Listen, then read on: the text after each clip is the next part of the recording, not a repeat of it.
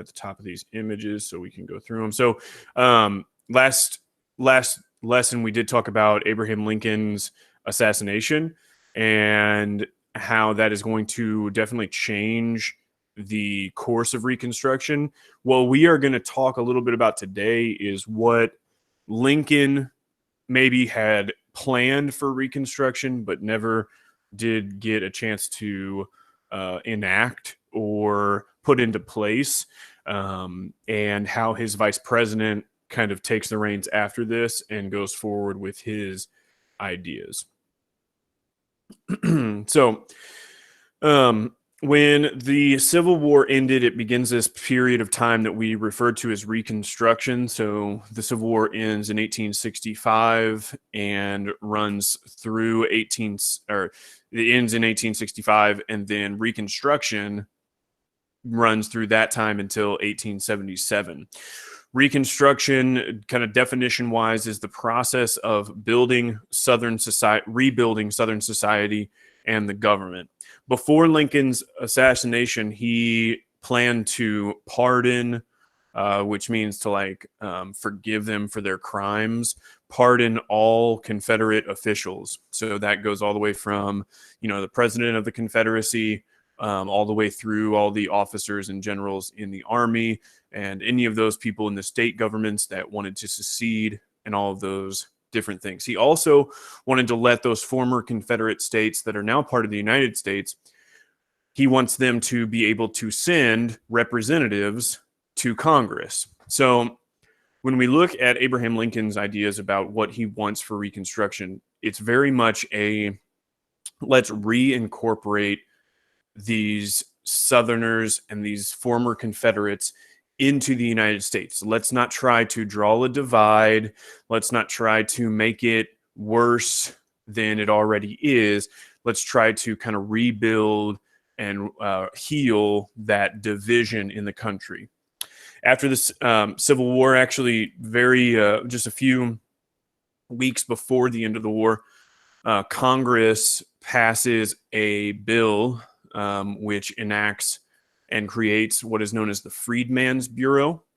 The Freedmen's Bureau, basically, the goal of it is to establish some sort of structure and support system for the former enslaved people. So you have to think about all those millions of former slaves that are now, they're now free, but they are entered into a society that does not accept them as citizens, does not accept them a lot of times as full human beings. So what job opportunities do they have? They have not had any opportunity for education in the past. So the Freedmen's Bureau, that is trying to establish some sort of structure to set up schools, hospitals, working situations for those former enslaved peoples. It distributes clothes, food, and fuel to these people, because just because now that they're free doesn't mean that everybody in the South is going to just give them a job and allow them to start working and allow them to just get going on living a normal life. So the Freedmen's Bureau is kind of set up in order to do that. So in this image, you can see one of these schools that was built by the Freedmen's Bureau. A lot of them, it's not just when you think of school, you think of school-age children, from 5 to 18. But in these Freedmen's Bureau schools, a lot of times grandparents would be sitting next to their grandchildren in there learning for the first time, because now they have access to that education, how to read and write and do things that are going to help them down the road. So when we talk about these schools, yes, it is the fundamental system that is built upon for the public school system in the South to this day. But at the beginning, it was for every former enslaved person. And then also you have historically Black colleges are established under this as well, that still exist today. So when Abraham Lincoln was assassinated, his vice president is Andrew Johnson. And if you remember back to talking a little bit about the Constitution in Unit 3, we discuss how if the president leaves office for whatever reason, the vice president becomes president. So it's now Andrew Johnson's responsibility to go forward with Reconstruction. Johnson had a different opinion of the powers of president than Abraham Lincoln did. If you remember back to the Emancipation Proclamation, Abraham Lincoln has kind of a struggle with that. It's like, does the president of the United States have the power to do such wide-ranging things? Johnson believes that Reconstruction is a power that the president should have and not Congress. So he shouldn't have to worry about what Congress wants or what they want to vote on or what they want to do. He bases his policies, what he says is he bases his policies on what he believed Lincoln would have wanted. So there are a few things that Andrew Johnson does in this presidential Reconstruction that Abraham Lincoln might have done if he were to live through this time period. He offered amnesty, which is a pardon to most white Southerners. He promised that their property would be returned to them. Southerners had to pledge loyalty to the United States. And originally under his proposal, most of the top Confederates officials were not included in this plan, but over time, most of the Confederates were included. This doesn't necessarily work as well as he would hope.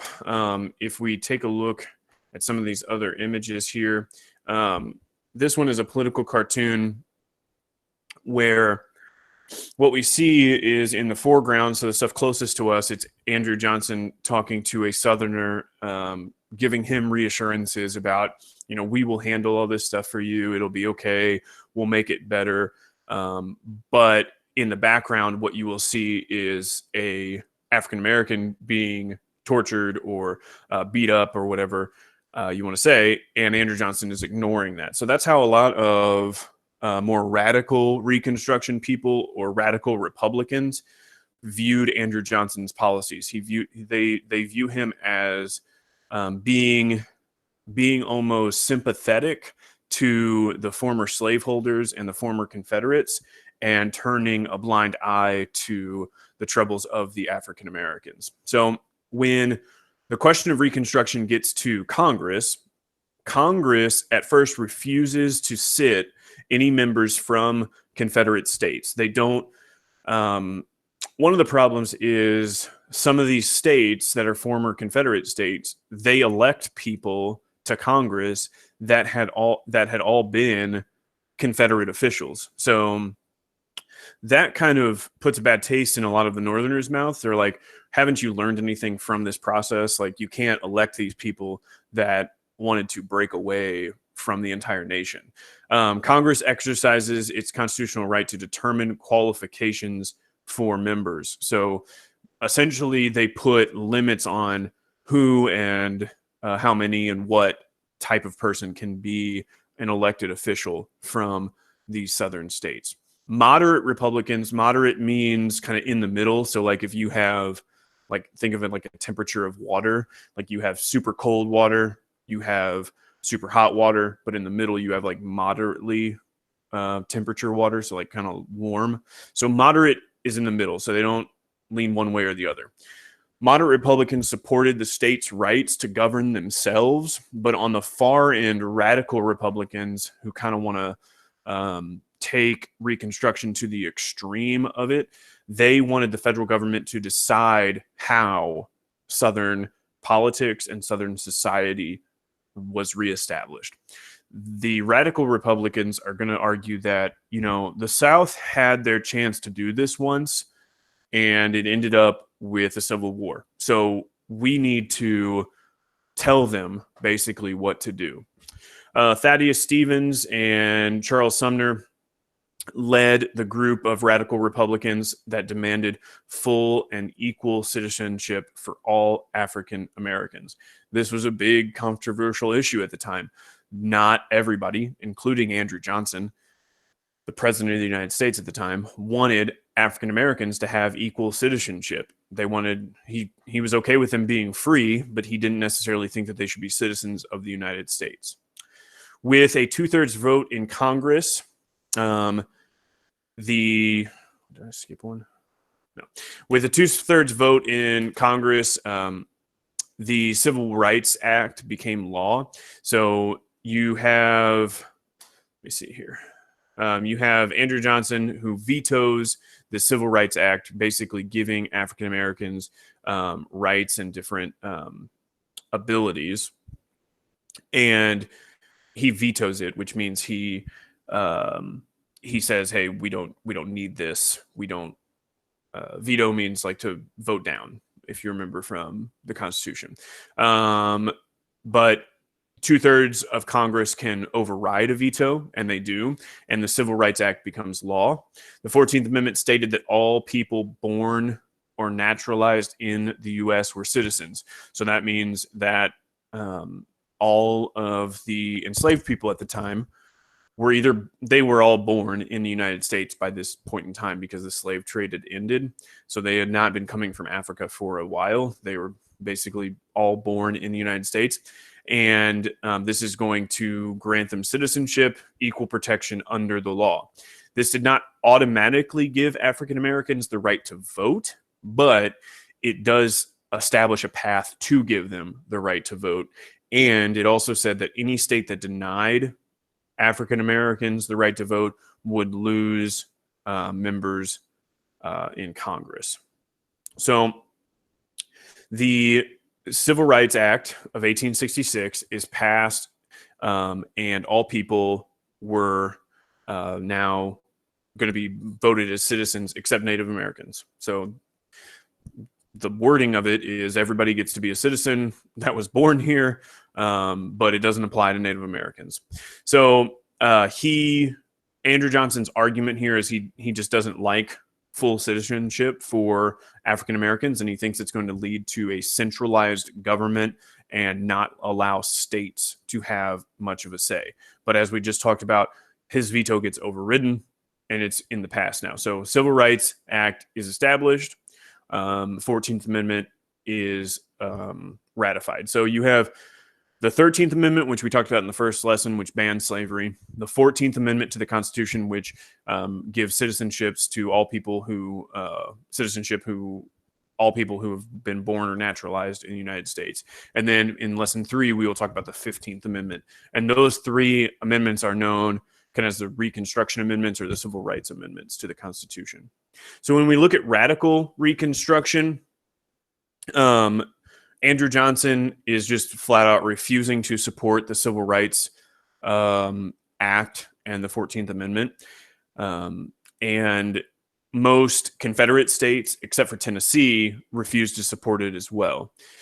Republicans in the North are outraged by this just simple fact that, hey, the Civil War is over. The North won. We are now passing laws to make sure that what we won for is enacted. And we want to set forward that all people are free and have citizenship.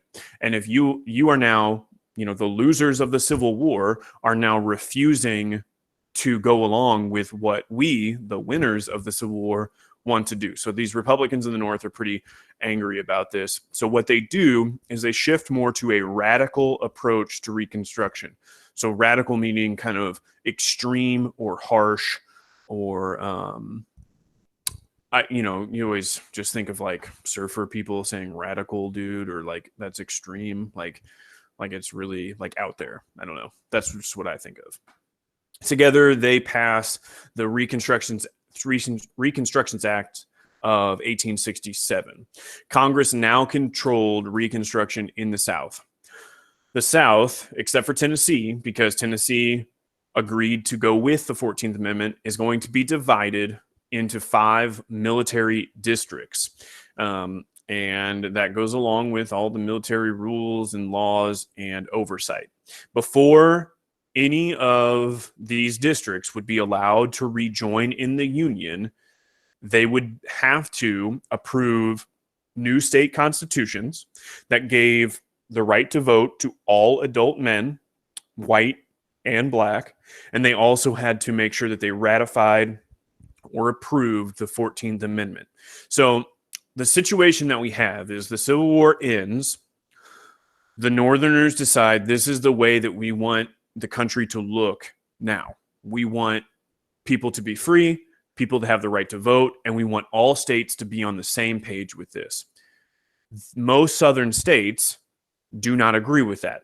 So the Republicans in the North say, if you don't like this, we're going to make you do it.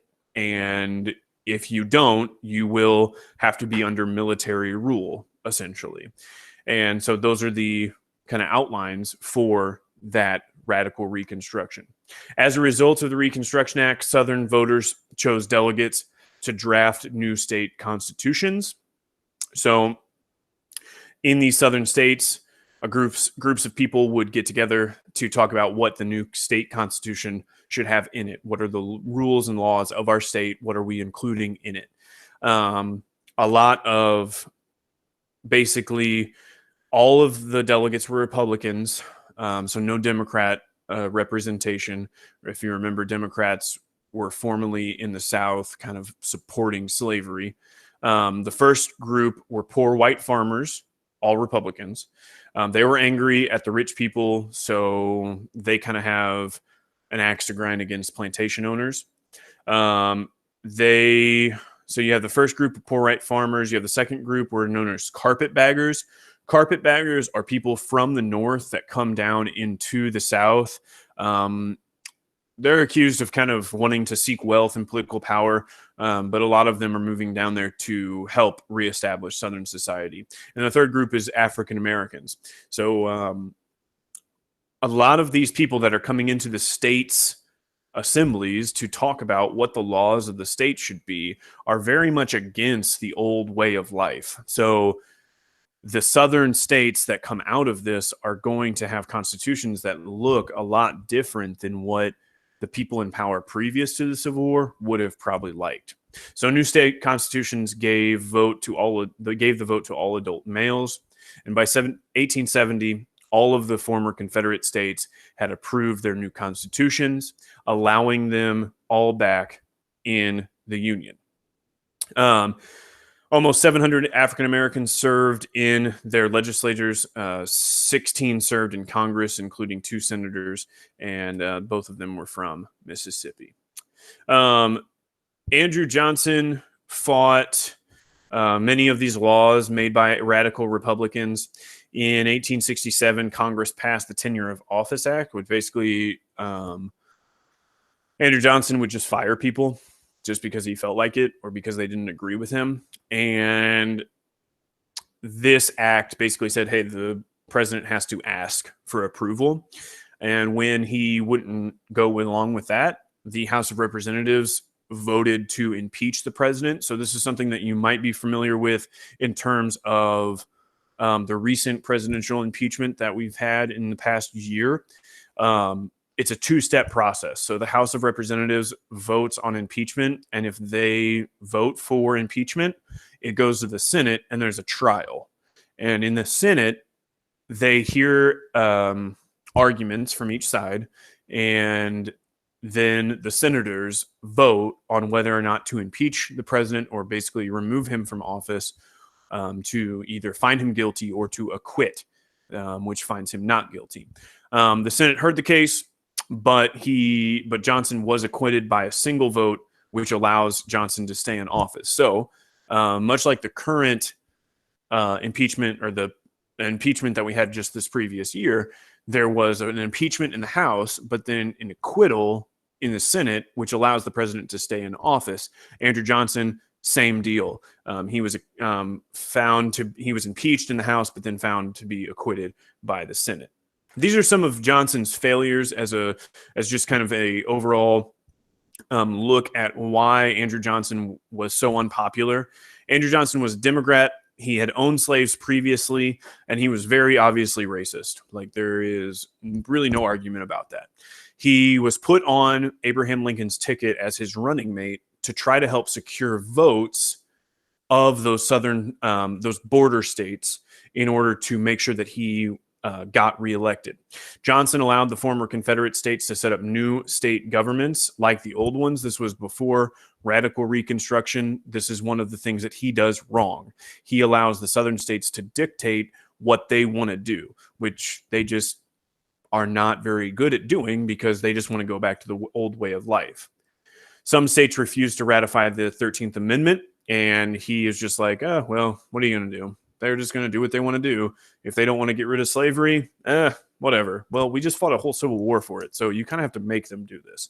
He let the states decide on whether or not to give African Americans the right to vote, which obviously they're not going to want to do because they want things to be the way they used to be. He let southern states decide how African Americans would be treated, which means that what we end up with in the South are what are known as black codes.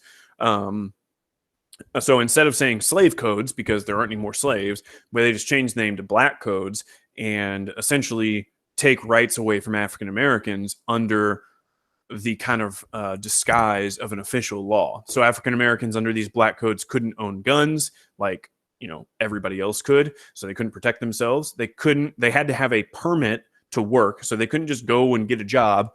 They had to go apply for a permit, get approved for it, and then they could work to support their family. They can't just go work.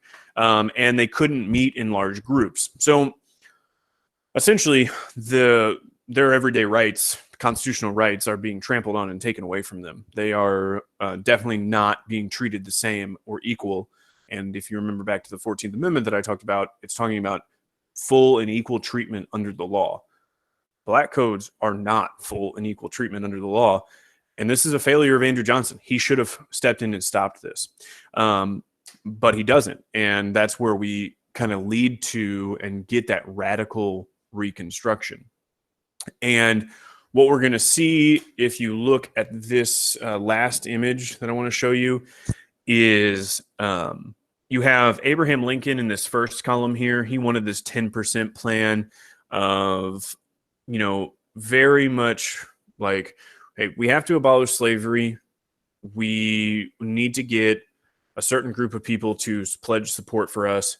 And then on the other hand, you have Johnson's plan, which just is very kind of friendly to the states and not really as harsh as it needs to be. And because of that, we have to swing all the way to radical Reconstruction, which is where we get the military districts and the things that need to be taken care of like that. So if we look, this is just, you look at the Senate and the House voting on the 14th Amendment, the 15th Amendment, which we'll get to, and then an image of the impeachment of the president of Andrew Johnson. So what we're going to talk about in the next lesson is Andrew Johnson, spoiler alert, not going to win re-election. And we're going to get into the next president of the United States will be Ulysses S. Grant, former general in the Union Army, and how the 15th Amendment